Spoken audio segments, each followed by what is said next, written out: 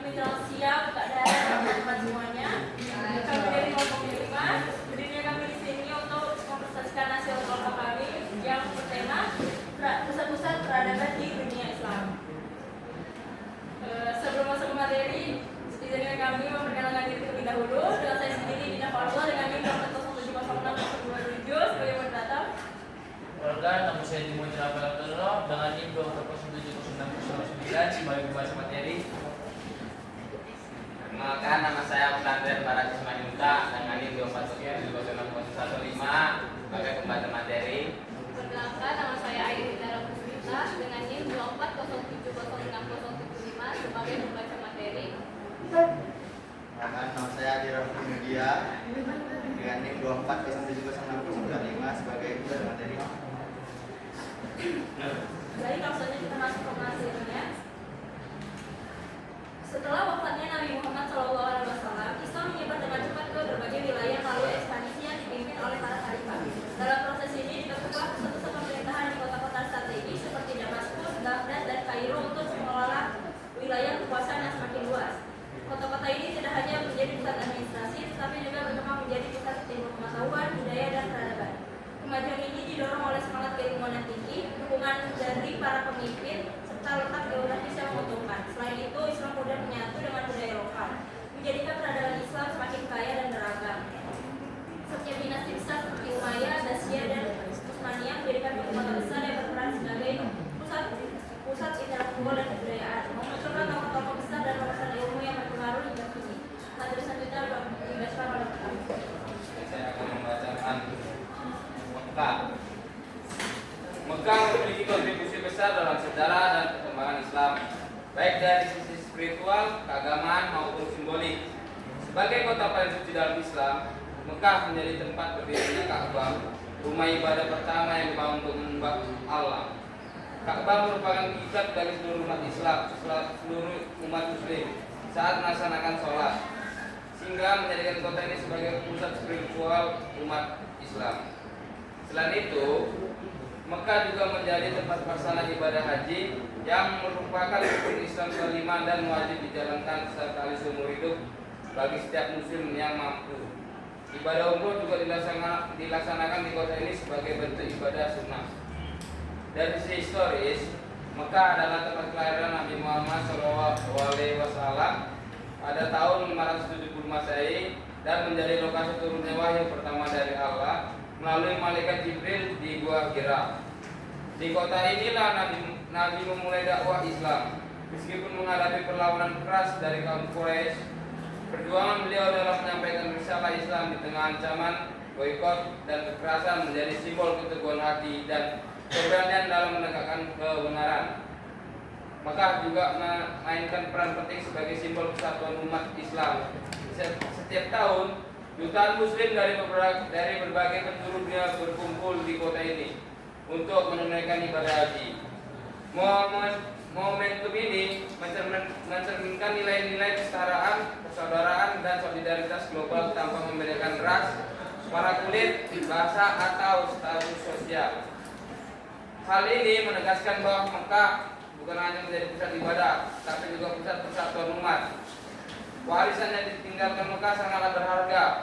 Keberadaan Ka'bah dan Masjidil Haram tidak hanya menjadi pusat ibadah, tetapi juga menjadi simbol sejarah panjang umat Islam.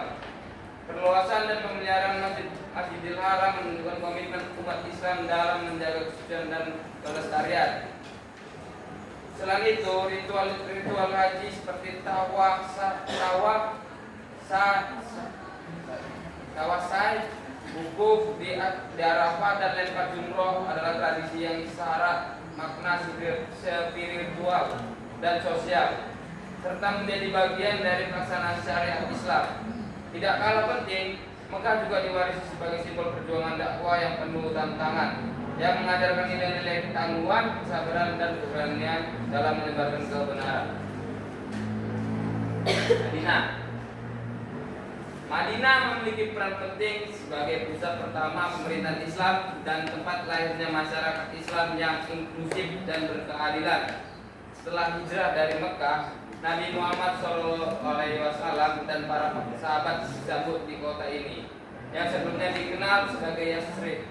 Di Madinah, Islam berkembang menjadi sistem kehidupan yang utuh, meliputi aspek spiritual, sosial, politik, ekonomi, dan militer. Nabi Muhammad mendirikan negara Islam pertama di sana dengan struktur pemerintahan dan sistem hukumnya terorganisir. Salah satu warisan paling penting dari Madinah adalah Piagam Madinah, konstitusi pertama dalam sejarah yang menjamin hak-hak seluruh warga, termasuk muslim dan non-muslim seperti kaum Yahudi. Piagam ini menunjuk sikap inklusif Islam serta menjadi landasan awal bagi prinsip-prinsip hak asasi manusia dan toleransi beragama. Selain itu, Masjid Nabawi di Madinah berfungsi tidak hanya sebagai tempat ibadah, tetapi juga sebagai pusat pendidikan dan diskusi. Dan sinilah lahir tradisi keilmuan Islam yang terus berkembang hingga ke berbagai belahan dunia. Warisan kota Madinah meliputi Masjid Nabawi yang menjadi pusat spiritual umat Islam dan tempat makam Nabi Muhammad SAW serta dua khalifah pertama.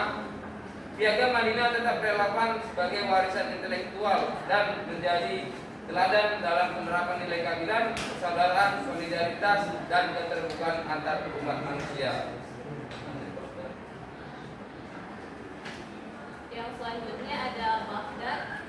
Baghdad didirikan pada tahun 762 Masehi oleh Khalifah Al-Mansur sebagai ibu kota dinasti Abbasiyah dan segera berkembang menjadi pusat kekuasaan politik Islam yang baru setelah runtuhnya dinasti Umayyah. Kota ini dirancang dengan arsitektur khas kota bundar, berpusat pada istana khalifah dan masjid agung, serta dilindungi oleh tembok yang kokoh. Terletak di tepi sungai Tigris, Baghdad menjadi pusat perdagangan, administrasi, dan budaya yang strategis. Keberagaman penduduknya yang meliputi Arab, Persia, Yunani, Yahudi, dan Kristen mendorong pertumbuhan ilmu pengetahuan dan dialog lintas budaya. Sebagai pusat kekhalifahan, Baghdad juga memainkan peran penting dalam pengambilan keputusan hukum, keuangan, dan militer. Salah satu warisan intelektual terbesar dari Baghdad adalah Bait al-Hikmah atau Rumah Kebijaksanaan yang didirikan oleh Khalifah Harun al-Rashid dan diperluas oleh Khalifah Al-Ma'mun pada abad ke-9 Masehi. Institusi ini menjadi pusat penerjemahan karya-karya penting dari Yunani, Persia, India, dan Romawi ke dalam bahasa Arab, sekaligus sebagai pusat studi ilmu pengetahuan. Bait al-Hikmah menjadi tempat berkumpulnya ilmuwan besar seperti Al-Fiqi, Al-Hawarizmi, Hunayn, Ibn Ishaq, dan Al-Farabi. Inilah masa yang dikenal sebagai zaman keemasan Islam, saat Baghdad menjadi pusat peradaban ilmu pengetahuan dunia. Di masa ini, umat Islam tidak hanya mewarisi ilmu klasik, tetapi juga mengembangkannya dengan pendekatan ilmiah dan rasional yang telah menginspirasi kebangkitan intelektual di Eropa. Berikutnya ada Kairo. Kairo yang didirikan oleh dinasti Fatimiyah pada tahun 969 Masehi berkembang menjadi salah satu pusat terpenting dalam sejarah peradaban Islam, terutama dalam bidang ilmu agama, sastra, dan filsafat.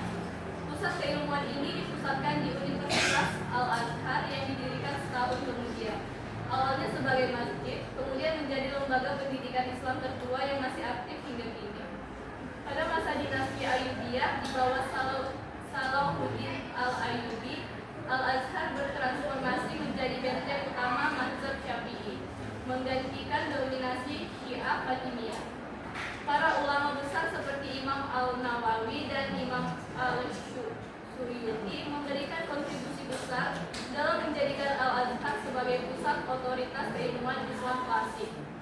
Dinasti Fatimiyah sendiri memainkan peran besar dalam membangun infrastruktur sosial dan keagamaan Kairo, termasuk rumah sakit, madrasah, perpustakaan, dan sistem irigasi. Setelah penjatuhan Fatimiyah, dinasti Mamluk mengambil alih dan menjadikan Kairo pusat politik dan pertahanan dunia Islam.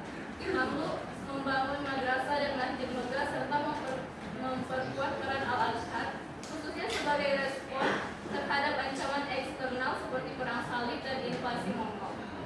Di bawah kekuasaan mereka, Kairo menjadi jantung intelektual dan spiritual Islam Sunni di Timur Tengah dan Afrika Utara. Kemudian ada Damaskus.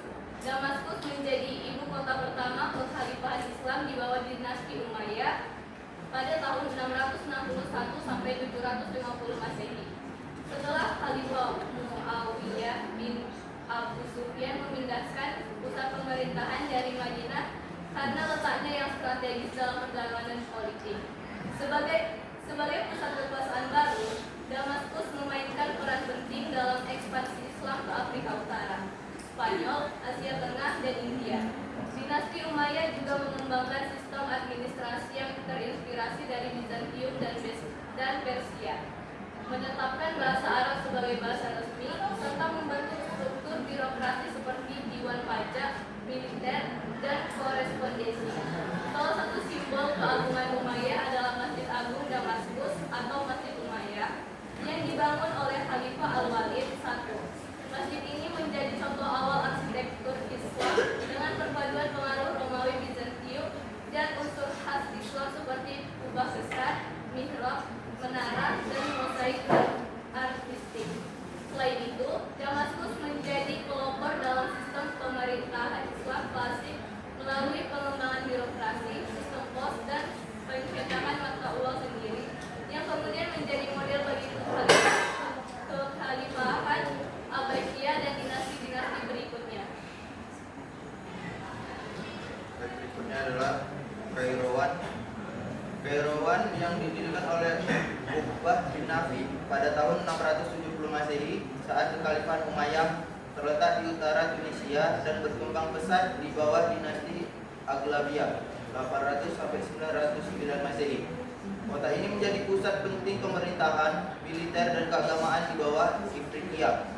Letaknya yang strategis dan perannya dalam penyebaran Islam di kalangan suku Barbar menjadikan Kairouan sebagai pusat pendidikan Islam dan pengkajian Al-Quran sejak masa Khalifah Muawiyah. Masjid Agung Kairouan yang dibangun oleh Uqbah bin Nafi merupakan salah satu masjid tertua dan terbesar di Afrika Utara, menjadi model arsitektur menjadi masjid di wilayah Maghreb. Di bawah dinasti Aghlabiyah, masjid ini berkembang menjadi pusat keilmuan Islam dan studi sekuler, menjadikan Kairouan sebagai tujuan ziarah utama umat Islam selain Mekah dan Madinah. Kini kota ini termasuk situs warisan dunia UNESCO. Selanjutnya Isfahan. Isfahan adalah kota bersejarah di Iran yang pernah menjadi ibu kota negara pada abad ke-16 sampai ke-17, terutama pada masa dinasti Safavid. Terletak di tengah Iran, kota ini dikenal dengan arsitektur Islamnya yang megah seperti Masjid Shah, Masjid Lord Pola, dan Naqshband Jahan Square yang kini menjadi situs warisan dunia UNESCO. Isfahan juga terkenal dengan jembatan kunonya seperti Siopol dan Kaju Bridge yang berfungsi sebagai tempat berkumpul warga. Sebagai pusat budaya, Isfahan memiliki tradisi seni yang kaya, termasuk kaligrafi, musik klasik Iran, dan kerajinan tangan seperti karpet Persia, keramik, dan miniatur lukisan. Bazar tradisional menawarkan barang antik dan kuliner khas seperti biryani ala Isfahan dan pasenjan. Semua ini menjadikan Isfahan sebagai kota yang kaya akan warisan budaya dan daya tarik sejarah. Selanjutnya ada Istanbul. Istanbul yang sebelumnya dikenal sebagai Konstantinopel ditaklukkan oleh Sultan Mehmed II pada 1453 dan menjadi ibu kota Kesultanan Utsmaniyah. Kota ini berkembang menjadi pusat pemerintahan, keagamaan, dan budaya Islam. Istanbul menjadi tempat berkumpulnya ulama, ilmuwan, dan seniman yang mempengaruhi perkembangan ilmu pengetahuan, filsafat, astronomi, dan arsitektur Islam. Arsitektur monumental seperti Masjid Biru, Masjid Sulaimani, dan konversi Hagia Sophia menjadi simbol kekayaan Utsmaniyah. Istanbul juga dikenal sebagai pusat pengembangan seni kaligrafi dan manuskrip Al-Quran serta koleksi artefak bersejarah. Meskipun mengalami perubahan besar setelah menjadi republik, Turki tetap mempertahankan warisan Islam melalui kebijakan sosial, budaya, dan politik yang memperhatikan hak-hak wanita dan kebebasan beragama. Partai-partai Islam juga berkembang dan mempengaruhi jalannya pemerintahan di Turki. Selanjutnya ada detik. Islam masuk ke India pada abad ke-7 melalui perdagangan dan dakwah yang damai. Ada dua golongan Muslim di India, sebagian asing yang membawa Islam dan penduduk asli India yang masuk Islam. Di New Delhi, komunitas Muslim mayoritas menganut mazhab Hanafi dengan sebagian kecil Syiah. Sejak 2000, kesadaran untuk mempelajari Islam tumbuh. Terlihat dari banyaknya taman pengajian Al-Quran yang aktif di masjid-masjid. Ini mencetak banyak hafiz Al-Quran. Taj Mahal yang dibangun oleh Shah Jahan pada abad ke-17 menjadi simbol kejayaan dinasti Mughal. Meski beragama Islam, Shah Jahan menerapkan kebijakan toleransi agama, memberikan kebebasan beragama bagi rakyatnya. Taj Mahal bukan hanya lambang cinta, tetapi juga cerminan kemajuan dan stabilitas kerajaan Mughal di tengah masyarakat majemuk. Dengan demikian, Islam di India berkembang melalui proses damai, menciptakan kontribusi besar dalam budaya dan sejarah India dengan New Delhi dan Taj Mahal sebagai bukti nyata. Selanjutnya ada Andalusia. Andalusia yang terletak di semenanjung Iberia menjadi pusat peradaban Islam selama lebih dari 7 abad, dimulai sejak penaklukan bangsa Moor pada abad ke-8. Wilayah ini dikenal sebagai suatu peradaban multikultural di mana Muslim, Kristen, dan Yahudi yang berdampingan dalam toleransi tinggi. Kota Cordoba menjadi pusat intelektual dunia Islam dengan perpustakaan besar yang menyimpan karya-karya filsafat dan ilmiah dari Yunani dan Romawi yang diterjemahkan ke dalam bahasa Arab dan kemudian mempengaruhi pemikiran Eropa.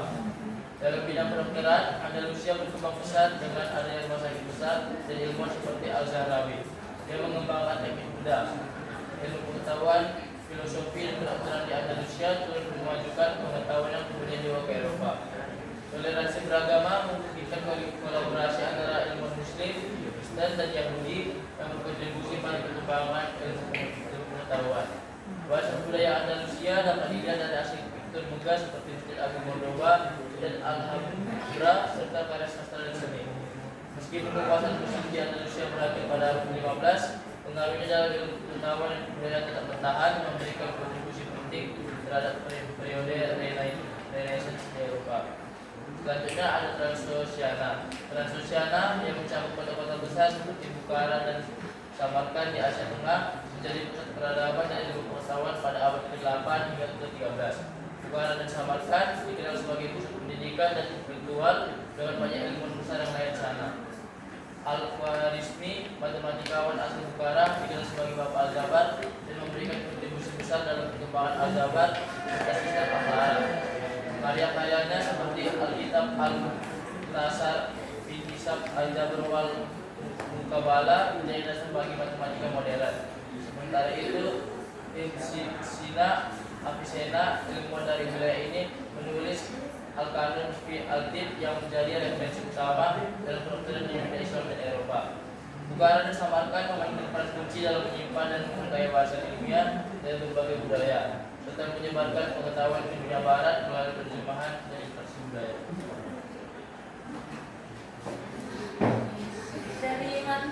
Dari materi yang kami sampaikan, kami menerima 5 pertanyaan. Jika ada yang ingin bertanya. Sekian, pertanyaannya, apa pengaruh Al-Azhar terhadap perkembangan ilmu pengetahuan seperti matematika, astronomi, dan kedokteran di dunia Islam, dan bagaimana universitas tersebut memajukan ilmu keselamatan dengan ilmu pengetahuan modern? Oke. Universitas Al-Azhar di Kairo, Mesir adalah salah satu lembaga pendidikan Islam tertua dan paling berpengaruh di dunia. Didirikan pada tahun 970 Masehi oleh Kekhalifahan Fatimiyah. Al-Azhar awalnya berfungsi sebagai pusat studi keislaman, namun seiring waktu memainkan peran penting dalam perkembangan ilmu pengetahuan, termasuk ilmu sekuler seperti matematika, astronomi, dan kedokteran. Pengaruh Al-Azhar terhadap ilmu sekuler selama abad pertengahan, Al-Azhar menjadi pusat penerjemahan, pembelajaran, dan pengembangan ilmu pengetahuan, termasuk ilmu-ilmu dari Yunani, Persia, dan India. Banyak ulama yang mengajar di Al-Azhar juga mengalami mendalami ilmu kedokteran, matematika, dan astronomi. Ulama seperti Ibn Yunus astronom, Al-Hadyan optik, dan Ibn Al-Nafis kedokteran terhubung secara intelektual dengan tradisi pembelajaran di Mesir dan dunia Islam yang lebih luas yang dipengaruhi oleh lembaga-lembaga seperti Al-Azhar. Meskipun tidak semua dari mereka adalah pengajar langsung di Al-Azhar, lembaga ini menjadi tempat berkembangnya gagasan-gagasan mereka dalam ranah keilmuan Islam. Kurikulum klasik Al-Azhar mencakup ilmu keislaman, tafsir, hadis, fikih, nahwu, sekaligus membuka ruang bagi ilmu logika, matematik, filsafat, dan matematika dasar sebagai alat bantu dalam memahami agama. Hal ini menunjukkan adanya kemajuan awal antara keislaman dan ilmu rasional. Transformasi menuju ilmu modern pada masa reformasi Muhammad Abdu dan Rifa'ah Tahtawi abad ke-19, Al-Azhar mulai membuka diri terhadap ilmu-ilmu modern. Usaha ini ditingkatkan lagi oleh pemerintah Mesir pada abad ke-20 yang menjadikan Al-Azhar sebagai universitas formal dengan fakultas sains, kedokteran, teknik, dan lain-lain. Fakultas sains dan kedokteran yang setara dengan universitas modern lainnya, di samping fakultas agama. Dengan sistem ini, mahasiswa dapat menempuh pendidikan dalam bidang keislaman sekaligus mendapat gelar dalam ilmu modern. Kesimpulan, Al-Azhar memiliki peran historis dan kontemporer yang penting dalam menjembatani ilmu keislaman dan sekuler. Awalnya berkontribusi secara tidak langsung terhadap perkembangan sains melalui ulama dan jaringan ilmuwan. Al-Azhar kemudian bertransformasi menjadi universitas modern yang secara langsung mendidik para ilmuwan dan profesional dalam berbagai bidang sekuler. Pendekatan ini menjadikannya model pendidikan Islam yang berusaha menyatukan spiritualitas dan rasionalitas dalam satu sistem.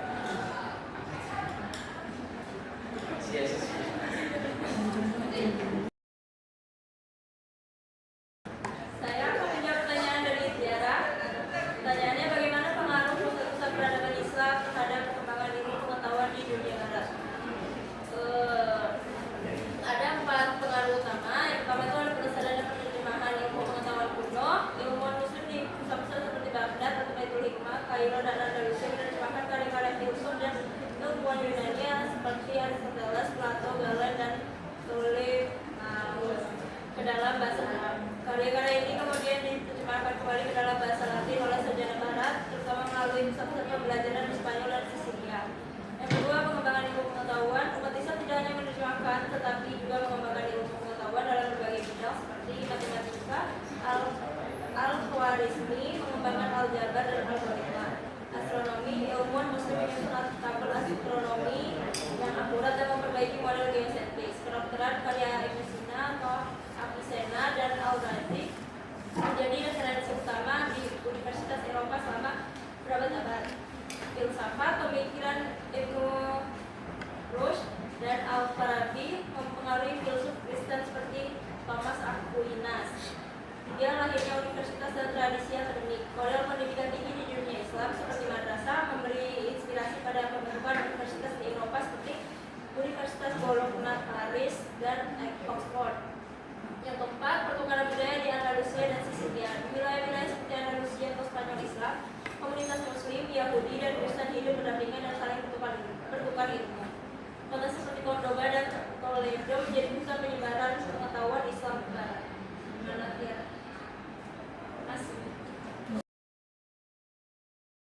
Selanjutnya saya akan menjawab pertanyaan dari Maria. Pertanyaannya, bagaimana pusat-pusat peradaban Islam seperti Istanbul dan Damaskus beradaptasi dengan perubahan politik dan sosial selama masa kekhalifahan? Jawabannya, Damaskus menjadi penting ketika dinasti Umayyah memindahkan pusat pemerintahan Islam dari Madinah ke kota ini pada tahun 661 Masehi. Letaknya yang strategis dekat dengan wilayah Bizantium dan pusat perdagangan dunia menjadi ibu kota kekhalifahan. Salah satu bentuk adaptasi yang paling nyata adalah ketika bahasa administrasi diganti dari Yunani menjadi Arab.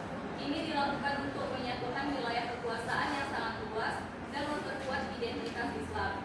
Selain itu, sistem keuangan dan birokrasi juga dibenahi agar bisa mengelola wilayah dari Spanyol hingga India.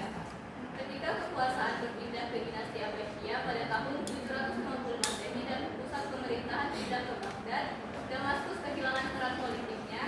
Namun, kota ini tetap bertahan sebagai pusat ilmu pengetahuan dan agama. Kemudian, Istanbul yang dulunya bernama Konstantinopel dan merupakan ibu kota Kekaisaran Romawi Timur atau Bizantium. Namun, pada tahun 1453, kota ini ditaklukkan oleh Sultan Mehmed II dari Kekaisaran Utsmaniyah. Setelah penaklukan, Sultan Mehmed mengubah kota ini menjadi pusat kekhalifahan Islam. Salah satu bentuk adaptasi yang paling besar adalah transformasi budaya dan agama.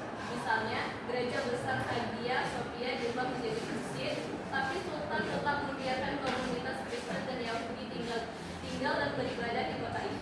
Bahkan, Sultan memanggil kembali para pedagang, pengrajin, dan ulama dari berbagai wilayah untuk menghidupkan kembali kota yang sempat sepi setelah perang.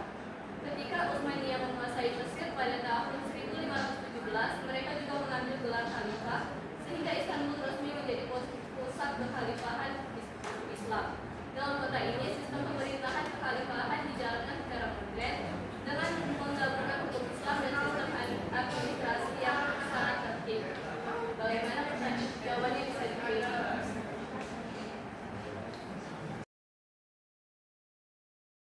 Di sini saya akan menjawab pertanyaan dari papan. Pertanyaannya, bagaimana peran Mekah dalam penyebaran agama Islam pada masa Nabi Muhammad?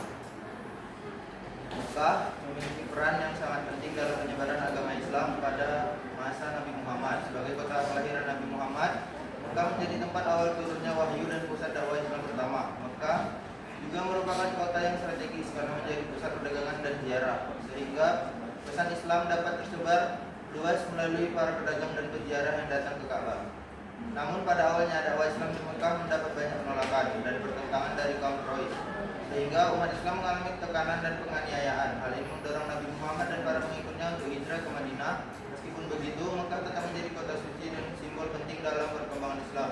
Setelah penaklukan Mekah, Fatu Makkah, kota ini menjadi pusat spiritual umat Islam dan memperkuat penyebaran Islam ke seluruh jazirah Arab.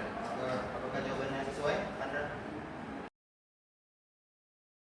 Saya akan jawab pertanyaan dari Samuel. Pertanyaannya itu, berilah pendapat kalian bagaimana seharusnya kita sebagai generasi muda memaknai kejayaan pusat peradaban Islam dalam kehidupan modern. Sebagai generasi muda memaknai kejayaan pusat peradaban seperti Baghdad, Cordoba, dan Kairo pada masa keemasannya harus lebih dari sekedar kebanggaan historis. Kita harus menjadi inspirasi dan dorongan untuk berkontribusi nyata dalam kehidupan modern. Ada beberapa cara di sini yang bisa kita gunakan, yaitu yang pertama, peneladanan semangat intelektual. Peradaban Islam pernah menjadi pusat ilmu pengetahuan, filsafat, kedokteran, matematika, dan seni. Generasi muda seharusnya meneladani semangat mencari ilmu tanpa batas, berpikir kritis, dan terbuka terhadap berbagai ide tanpa kehilangan identitas keislaman. Yang kedua, membangun etos kerja dan kreativitas. Tokoh-tokoh seperti Ibnu Sina, Al-Khawarizmi, dan Ibnu Khaldun menunjukkan bahwa umat Islam bisa menjadi pelopor kemajuan. Kita perlu menumbuhkan etos kerja yang kuat, semangat inovasi, dan kontribusi nyata dalam teknologi, ekonomi, pendidikan, dan lingkungan sosial. Yang ketiga, ada menggabungkan iman dan sains. Kejayaan Islam tidak pernah memisahkan agama dan ilmu. Generasi muda dapat memaknai ini dengan membangun peradaban modern yang tetap berakar pada nilai-nilai keimanan dan etika Islam, namun maju secara ilmiah dan rasional. Akan diterima.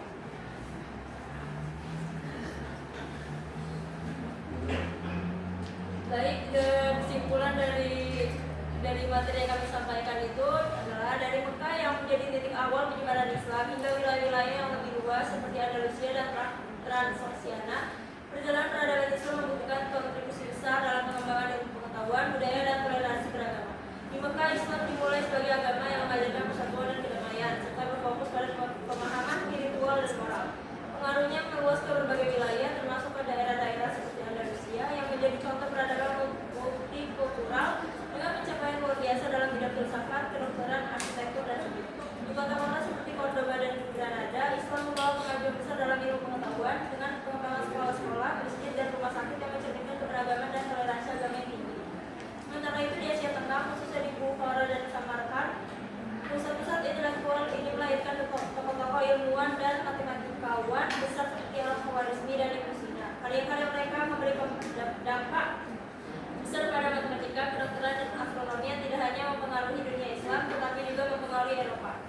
Seluruh perjalanan ini mencerminkan bagaimana peradaban